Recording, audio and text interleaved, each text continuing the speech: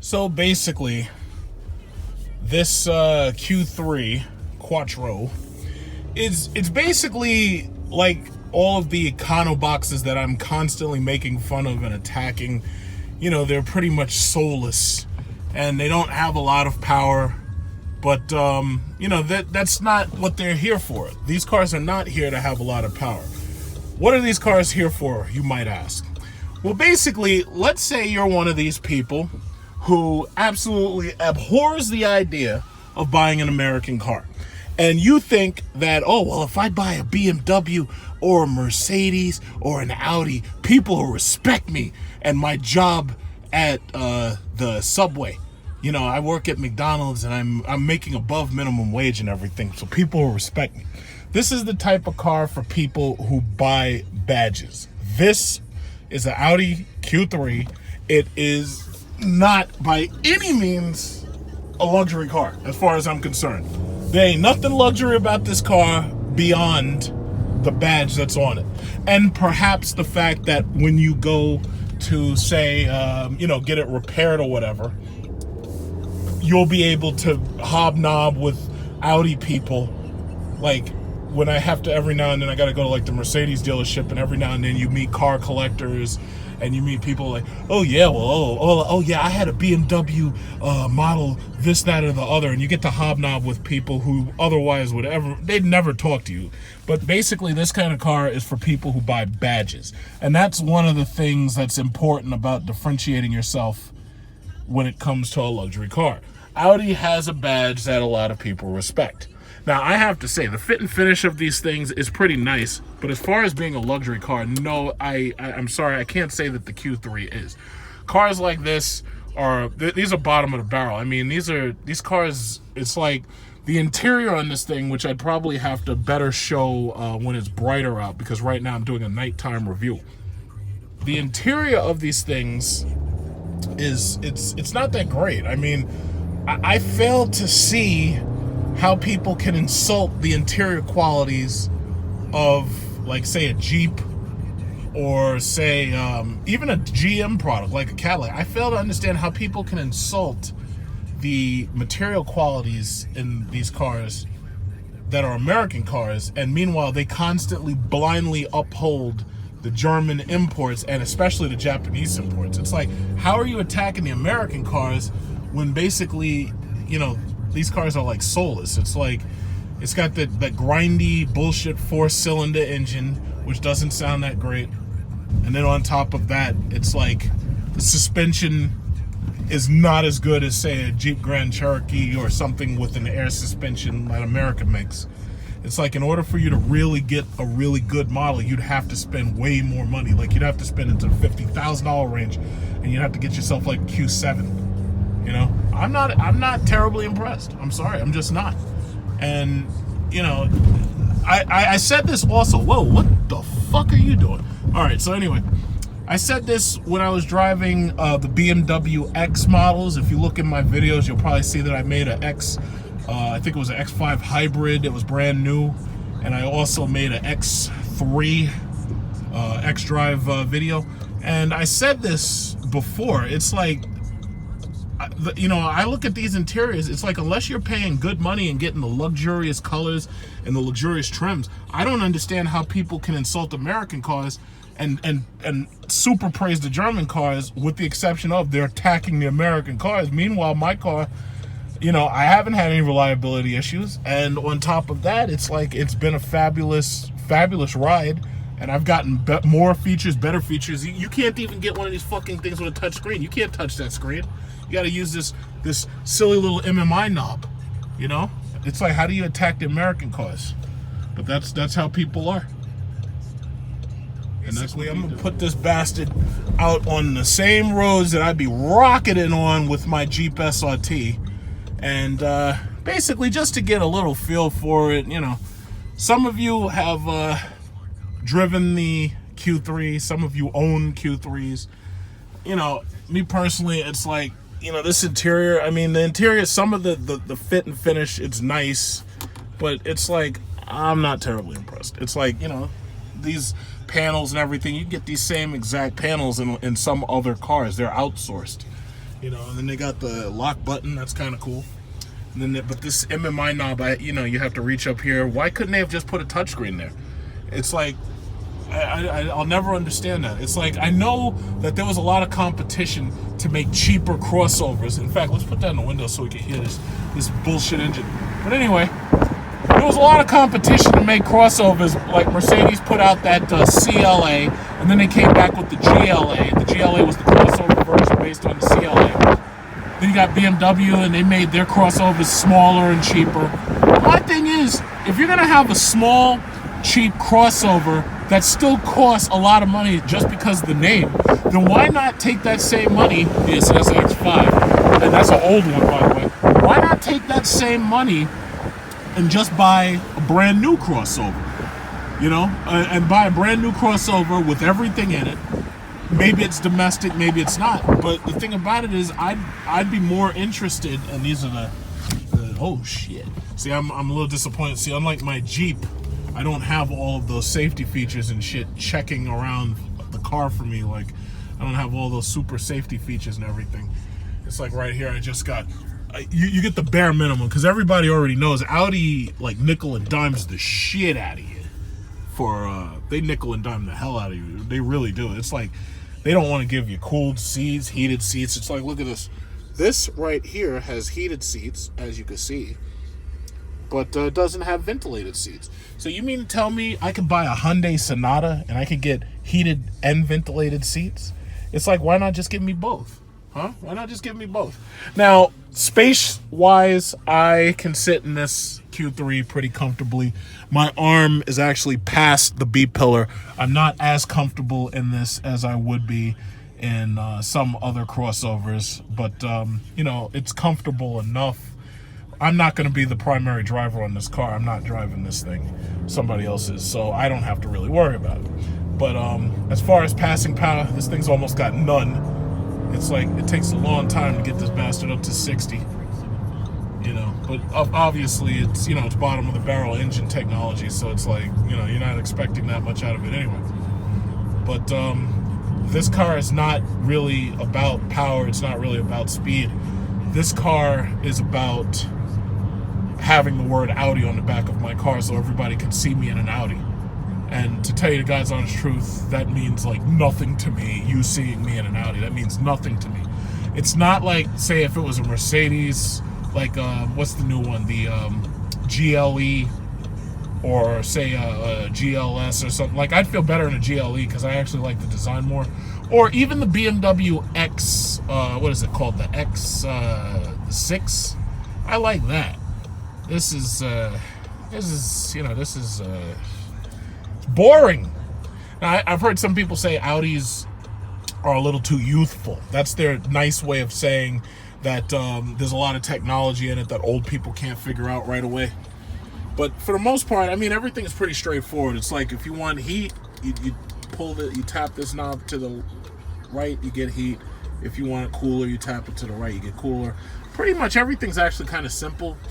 I would say that the interface here, it's actually easier to use than some of the newer BMWs where you could be looking around for the off button and it takes a long time to find it. You have a sport shifter right here. Basically, it's a guzzied up Volkswagen, and we already know that, so I'm not gonna mince words here. You know, that's just what it is. So basically, it's an inexpensive car. I'm gonna use it for my business. I felt that, you know, once I got it, I felt that what I would do is I'd make a little review about it just to basically say I had it and everything. But it's really a cheap car. It's nothing. This is nothing to brag about. This is not SRT. This is not anything cool and special. Look at that jet. Cathay Pacific right there. Yeah, but I'm probably about to do a 0 to 60 so that, you know, this way I can get a 0. So right here's the light. I'm gonna make a little U-turn. And I'm gonna do a straight 0 to 60 right here because I got the road to myself. So let's put those windows down and let's get the 0. We got the 0. Okay, let's go. Ooh, wow, feel that German engineering, all that German engineering and power. Wow. Oh my goodness, my hair is flying off of my head. My toupee. Oh my goodness, somebody hold it for me. Wow. Holy crap. My foot is all the way to the floor at this point. I'm hitting light speed. Wow! 90 something. Okay, well, okay, I made it. I got to 90. I didn't get to 100. I didn't want to hit the truck right there. I didn't want to hit the truck. Yeah, I made it to about, I made it to about, what is that? In fact, let's see if we can do that again. Let's see if we can do that shit. Whoa, shit. Hello. All right, I'm going to floor it. I'm flooring it. Okay, here we go. Floor it. Woo! I'm going to try to hit 100. Woo!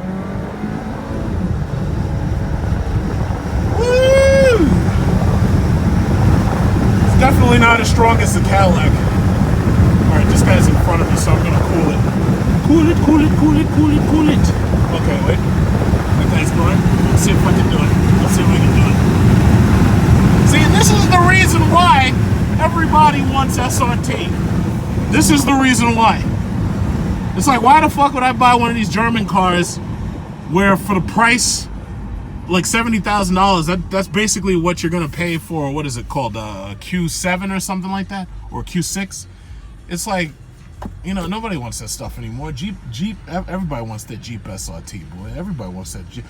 Who the hell would buy one of those X6Ms and pay $100,000 when you could buy the Trackhawk? I mean, why would you even do that? It's a waste of money. Slow ass shit. In fact, the new Lamborghini Urus has only 650 horsepower. Dodge, Chrysler FCA, they're putting out 707 horsepowers.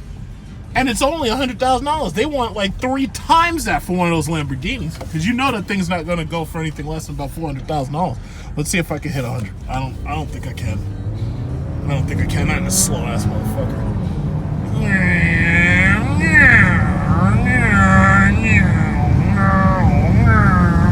I hate that sound. I don't know what. Oh man. And it's sad because Infiniti proved with their VQ engines that they could make a 6-cylinder sound really, really good. Now I know this isn't a 6, but the whole thing about it is they could put better, muffler systems on these things to make them faster and make them sound better. Problem is you don't get that low end push, that torque.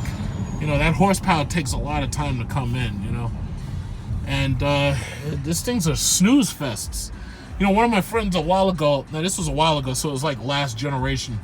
And I was telling her, I was like, yeah, you should get a Jeep Grand Cherokee. You'd love that. And this way you'd be able to carry your whole family and this, that, and other. And she ended up getting like an Audi Q5. And that was a last generation Audi Q5. So I'm pretty sure that if she still has it, she's probably looking at the new ones and like, oh man, I'd like to get a new one because this old one is boring. But for the most part, it's like, oh,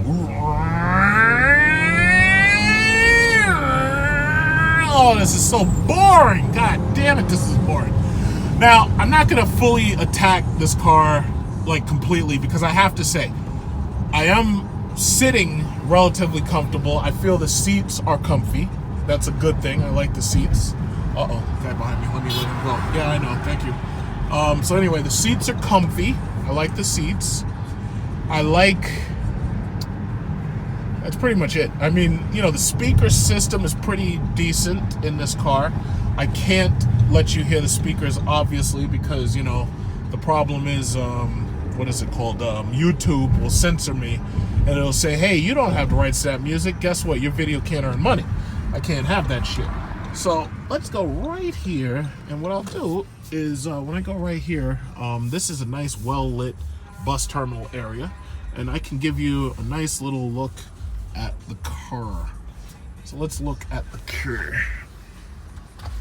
Okay, so we got a regular stick shifter. This is a standard stick shifter. That's a good thing because these new monostatic shifters suck.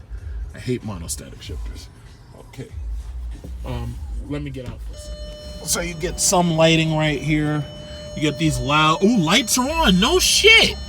I'm a dumbass. Thank you. I'm so stupid. I didn't even know. So they got the 12-volt DC socket right here. This is a cigarette lighter socket. It charges USB. They felt they needed to cover it up like this with this flap cover.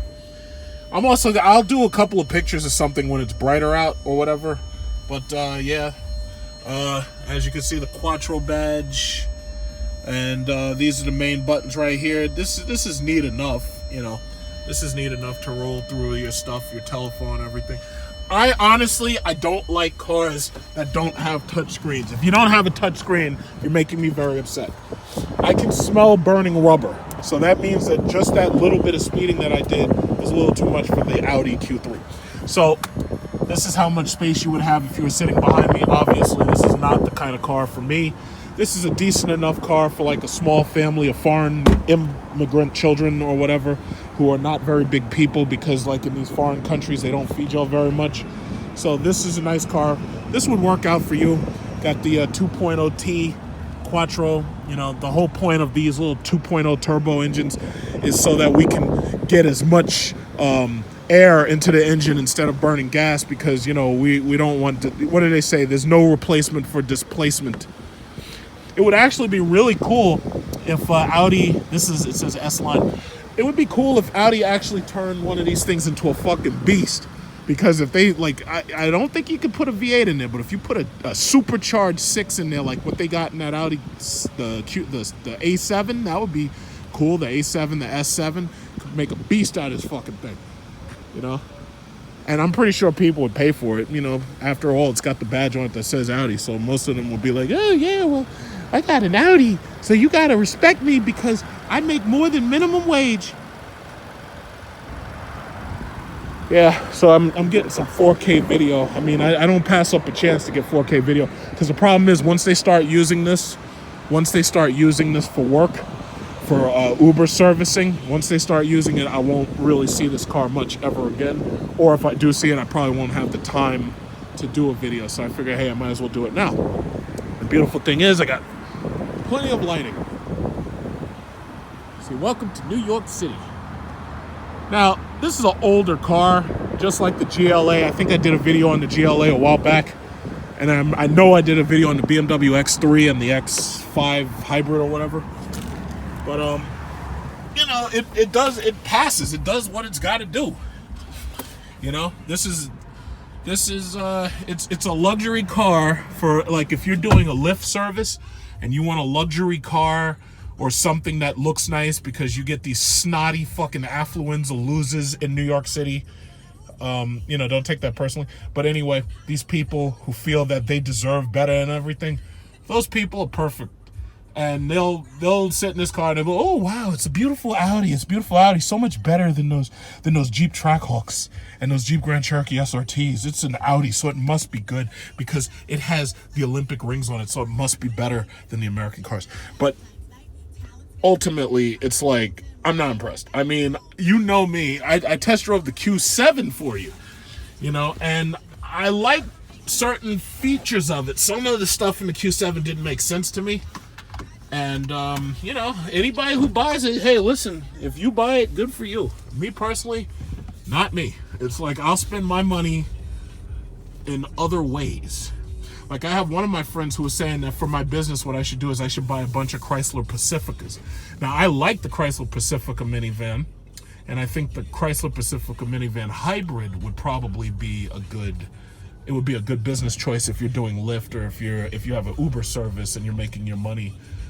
If you have drivers working for you, you know, so that might, you know, that would be kind of cool, you know, but Audis, I mean, I'm just not attracted to them. I mean, if I was gonna buy another German car, it would be a Mercedes. I'm sorry, as far as I'm concerned, Mercedes. If I'm gonna drive a badge, Mercedes would be the badge that I drove, and the Mercedes GLA is priced the same way this is, because they're basically competing with each other for pricing.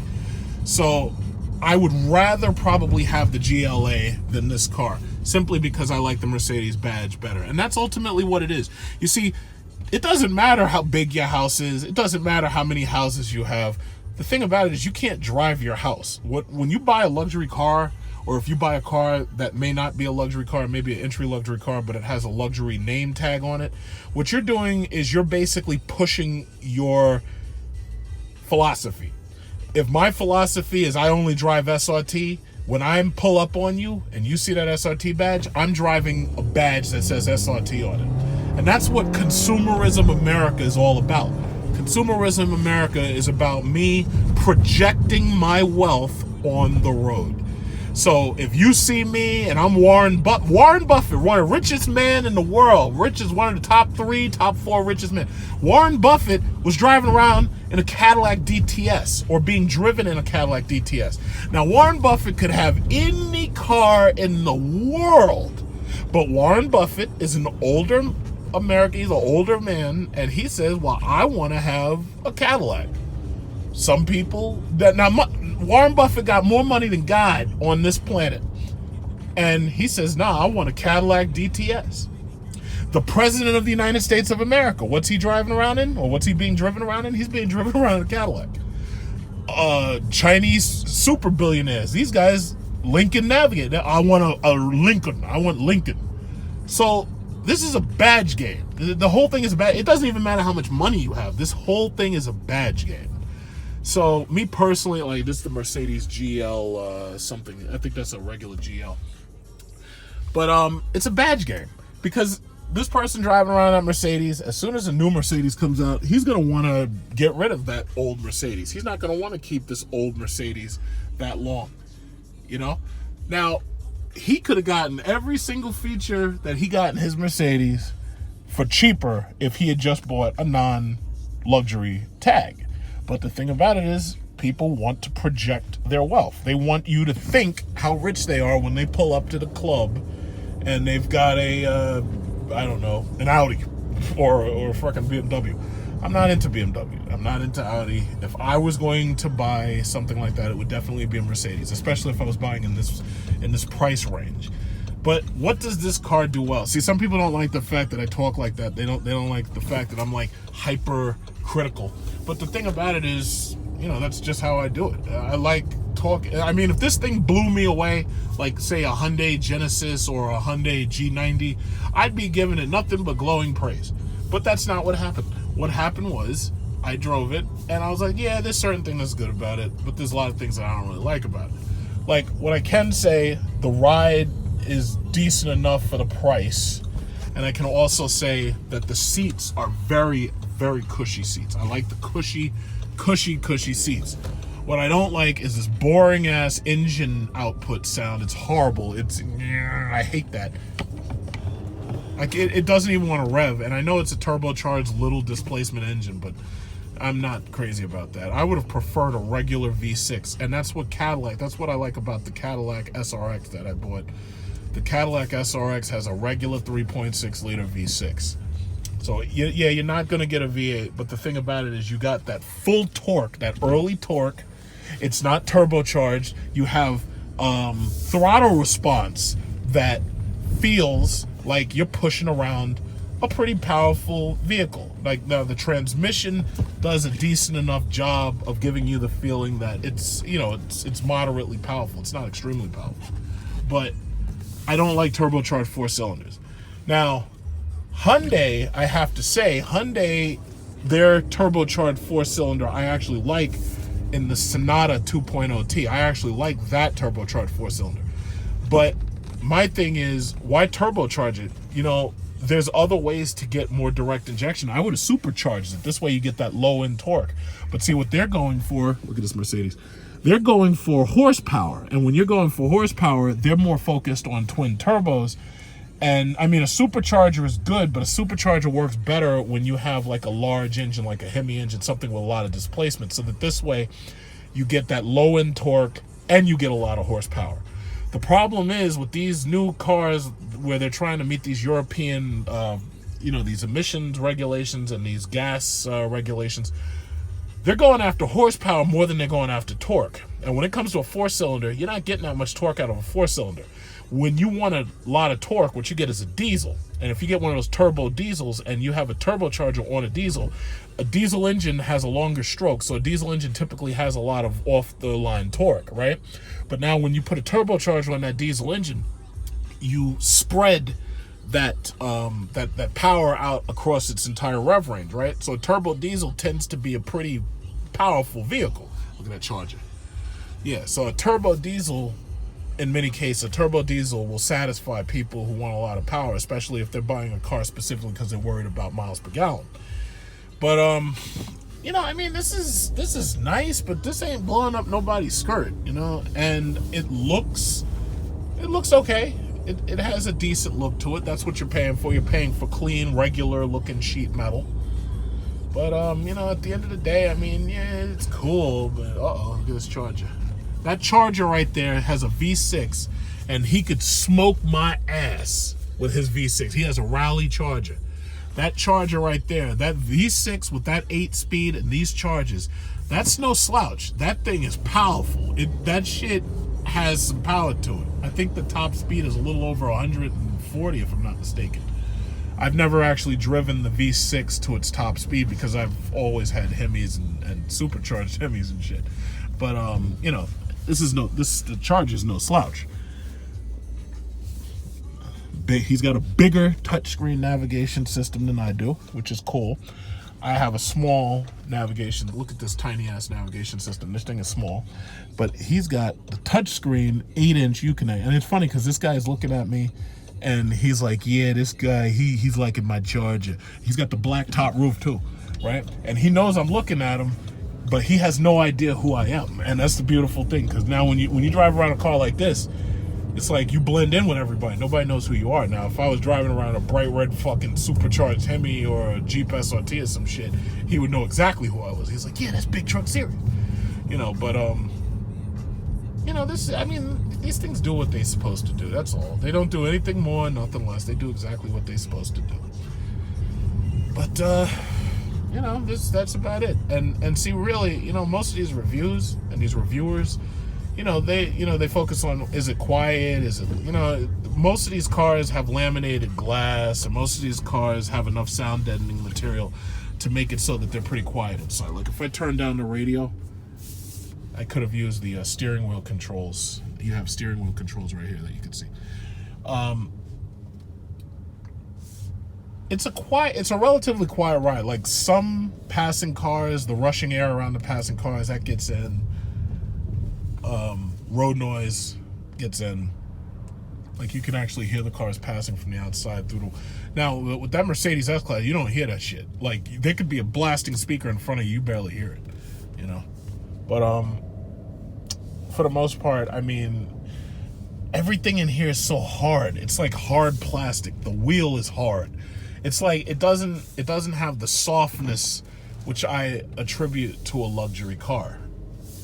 As far as I'm concerned, if you're a luxury car, even your base models should have people able to talk about them. You see this?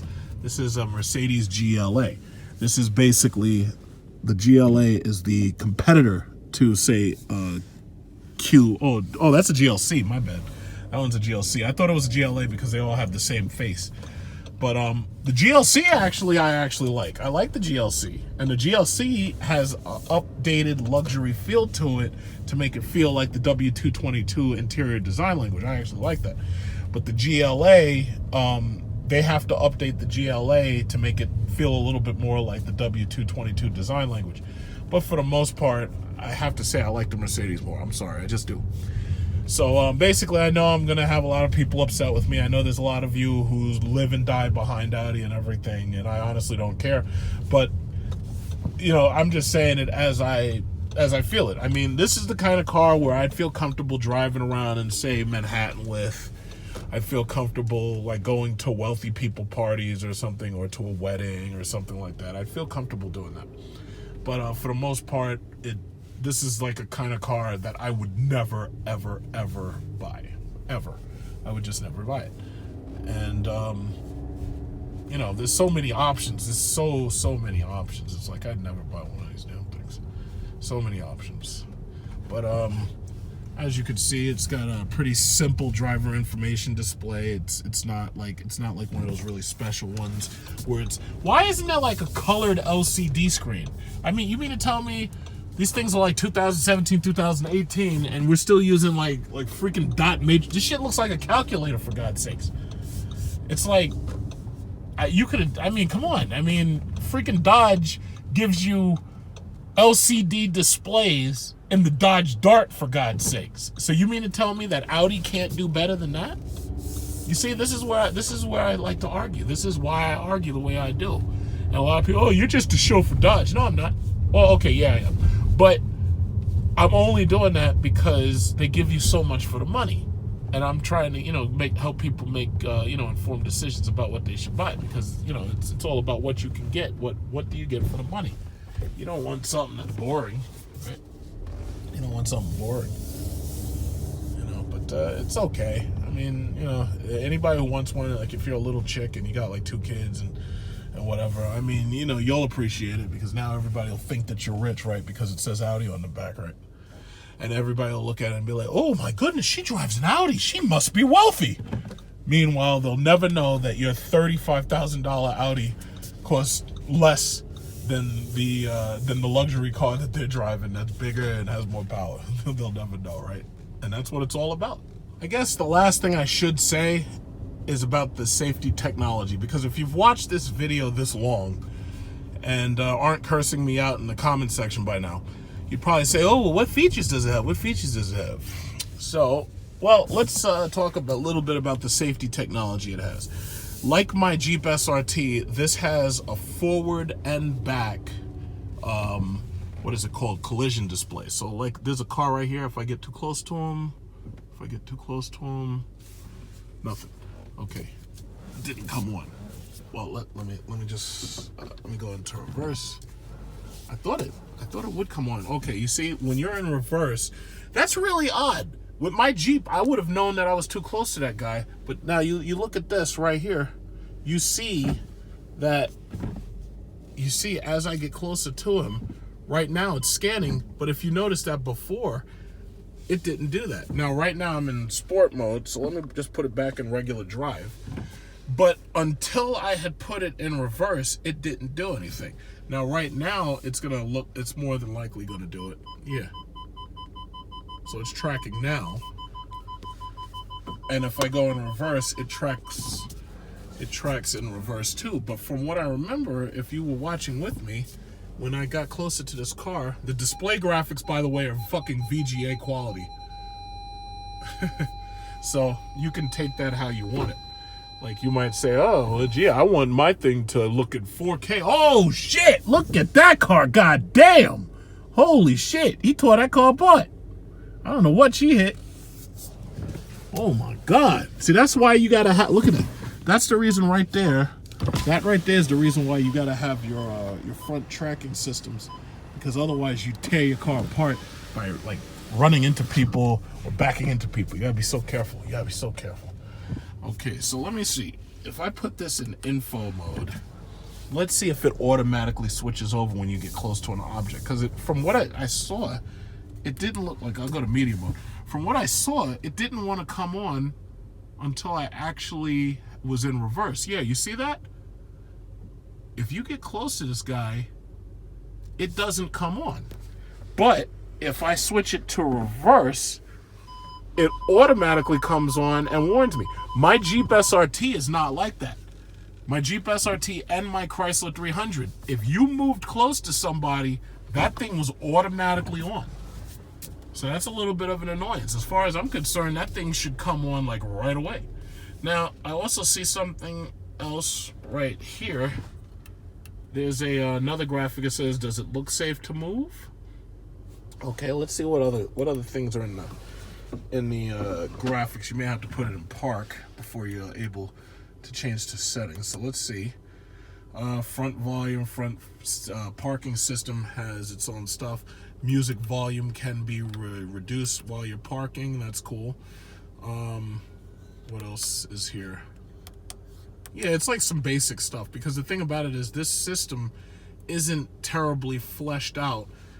You know, so it's most of the equipment is very, very basic. As you can see, there's also the Bluetooth symbol right there. But I'm actually surprised that this thing doesn't automatically know when you're getting too close to the next guy. You have to be in reverse in order for it to know. As far as other safety situations, I think that the side mirrors do have, what is it called? Blind spot lights.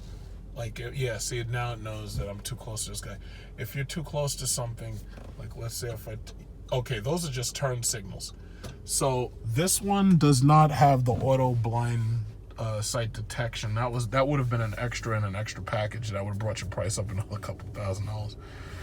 But yeah, it's pretty simple. Instead of in the button they say tone, they also have a button that says car, so it has vehicle settings, driver assist settings, and whatnot. So most of the stuff, you know, you can pretty much get access to while you're driving, or you can have somebody help you do it. And you can change the interior lighting options, like you see these lights right here. It's just little stuff. I mean, you know, it all, I can't speak for all of these cars, because the problem is some packages are going to have stuff that some don't. Like this one, you know, you got like nav, radio, media, and everything. Some of the cars don't come with nav. I don't know why a luxury car would come this day and age without nav. There's no excuse for that, especially for prices you demand people pay. And as far as I'm concerned, heated and cooled seats should be standard. I mean, if Hyundai can do it, if Hyundai can make a better case for selling you a Genesis than Audi can make for selling you a Q3, I think something's wrong there. But that's basically it. I mean, you know, it's like I'm basically just ranting because, you know, the professional reviewers out there, I'm not a professional reviewer, and I never claim to be. I call these unprofessional reviews for a reason. But basically, it's like, this car is passable. It doesn't blow my skirt up. And I mean, if you want to get one, you probably already got one, or you're going to buy one regardless of what I say. But you should at least test drive the Mercedes GLA, and you should test drive the BMW X series at the same price point before you make your final decision. Because thus far, I think Audi, the only car Audi has really made that has really, you know, caught my attention is the A7, the S7, the RS7. Those are like the only ones, you know. The A8, I would never buy an A8. I'd rather have what is it called, a Mercedes S-Class instead. The BMW 750 is a nice car, but I'd still rather the Mercedes S-Class. You know, maybe I'll take some pictures, and maybe I might take a little bit more video when it's lighter out, but I really don't see the need to. You know, it does what it does. You know, it is what it is. It does what it does. And, you know, some people love Audi, you know, and if you love Audi and you want that all-wheel drive, which is a big selling point, then, you know, go ahead and do it. But I demand to have all-wheel drive, especially when I'm here in, what is it called, the Northeast. But, you know, that's just there's nothing really, there's not a whole lot to talk about. You know, most of these professional reviewers, all they want to talk about is how well it handles and everything. As far as I'm concerned, the steering and the throttle response is lacking, because I'm used to having a throttle that is monstrous. And now, granted, I'd have to lower my expectations for a four-cylinder. But even the steering, you know, you're dealing with steering that, because, you know, you have steering with an all-wheel drive system, you're basically dealing with a disconnect from the road. And some people want to feel more of the road, some people don't want to feel more of the road. So, as far as I'm concerned, it's a decent car. It's a nice little city luxury car. It's a nice little city luxury millennial car, I should say. A millennial car is basically a car for people who are deep in student loan debt, but they want to feel like they're, you know, living the life. So they want to buy something, you know, like a BMW, Mercedes, Audi, so that they could show off to their friends. That's a millennial. That's millennial wealth right there. It's all for show. It's all fucking flash. It's bullshit. It's fugazi. It's fugazi. Millennial wealth. And this is a perfect millennial wealth car. Absolutely perfect for millennial wealth.